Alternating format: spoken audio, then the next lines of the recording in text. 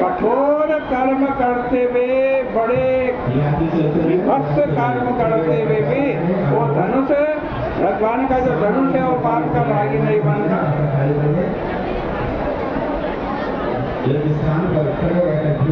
वो कभी विफल भी नहीं होता और स्वयं लक्ष्य का कोई उसको ज्ञान नहीं होता, उसको पता नहीं होता कहाँ प्रहार करना है? लेकिन विफल कभी नहीं होता। राम के आज भी कहते हैं ये दवाई तो रामबाण है, रामबाण माने कभी विफल न होने वाले। क्यों नहीं होता? क्योंकि वो अपने आप नहीं चलता, उसको राम जी चलाते, उस बाण को राम जी चलाते, उस धनुष को राम जी चलाते। इसलिए वह ईश्वर के द्वारा निश्चित किए गए लक्ष्य पर प्रहार करता है। इसलिए उसमें विफलता का प्रश्न ही नहीं है। वो भटकता अटकता नहीं, किसी के शरीर में लग करके वहीं अटक गया, ऐसा नहीं करता। वो लौटकर फिर भगवान के पास आ जाता है, लौटकर फिर भगवान के पास आ जाता है। काल को दंड पूरी तरह ईश्वर के प्रति समर्पित। यह काल कोदंड दो रूपों में विभाजित है, एक धनुष के रूप में और एक बाण के रूप में, दो रूपों में विभाजित है। एक रूप में वह स्थिर है और दूसरे रूप में वो बाण गतिशील है। एक रूप में वह चलता है और दूसरे रूप में वो चलाता है। धनुष के रूप में चलाता है और बाण के रूप में चलता है। एक रूप में वो बिल्कुल सीधा है, बाण के रूप में बिल्कुल सीधा है और धनुष के रूप में वो टेढ़ा है।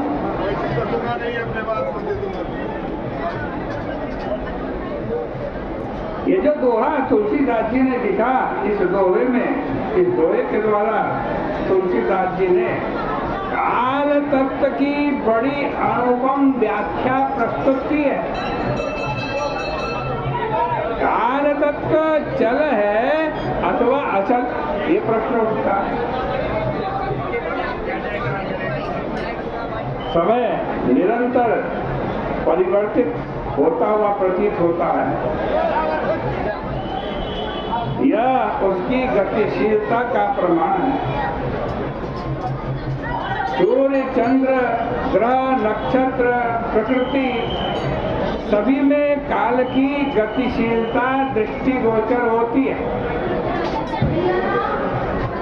सृष्टि में परिवर्तन की यह प्रक्रिया चलती ही रहेगी। काल ही सबका नियामक, यह प्रत्यक्ष दिखाई देता है। ईश्वर भले ही सामने न दिखाई देते हो, किंतु काल के रूप में वह सारी सृष्टि और शासन करता हुआ प्रतीत होता है। सारे इतिहास और पुराण काल की गौरव गाथा से भरे पड़े हैं।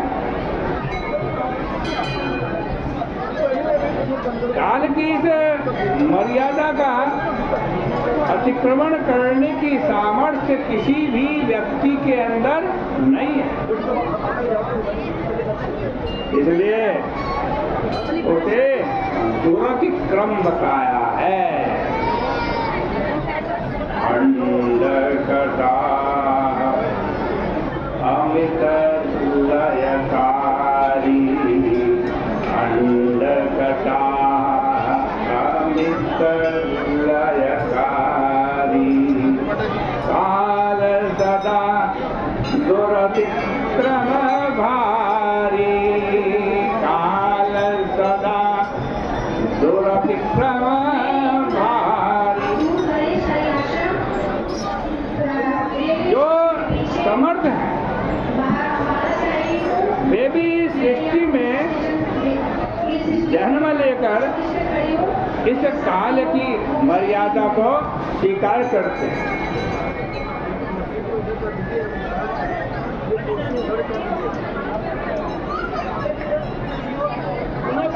इस प्रसंग में महाभारत का एक प्रसंग किया जा सकता है।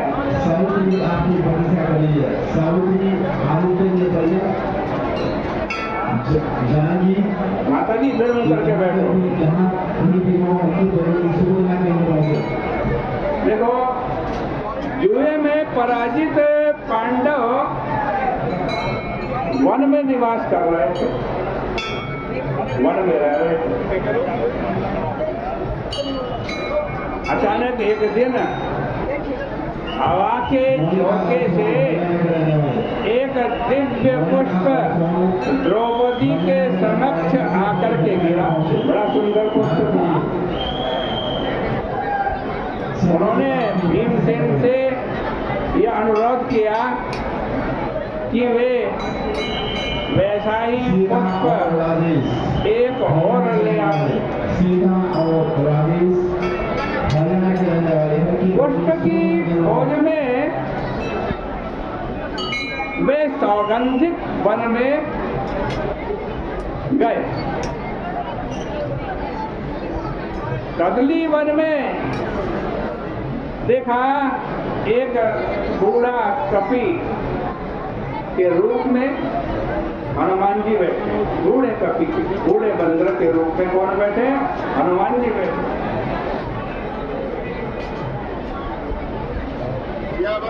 और युधिष्ठिर पहले उनको पहचाना नहीं।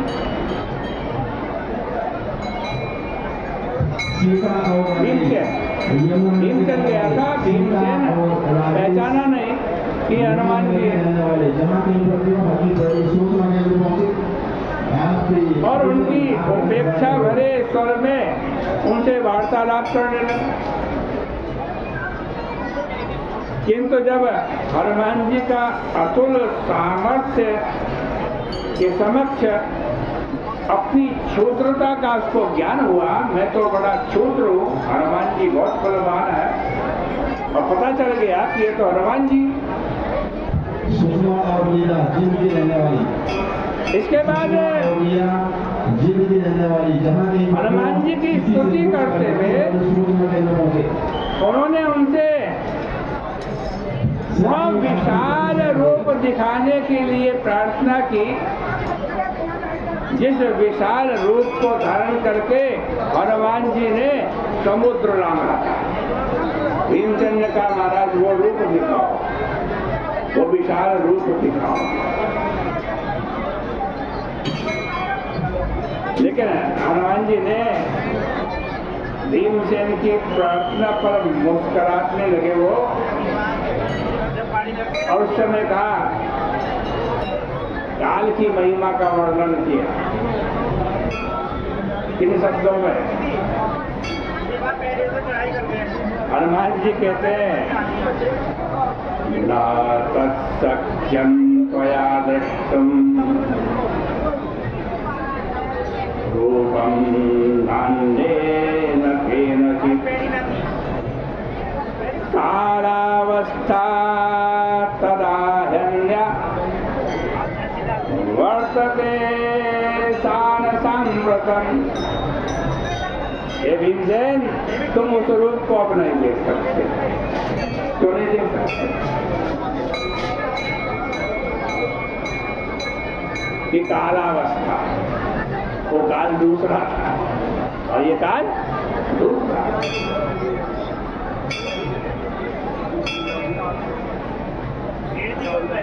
अन्य कृतयुगे काला, कृतयुग कहते हैं सतयुग को। सतयुग का काल कुछ अन्य ही है।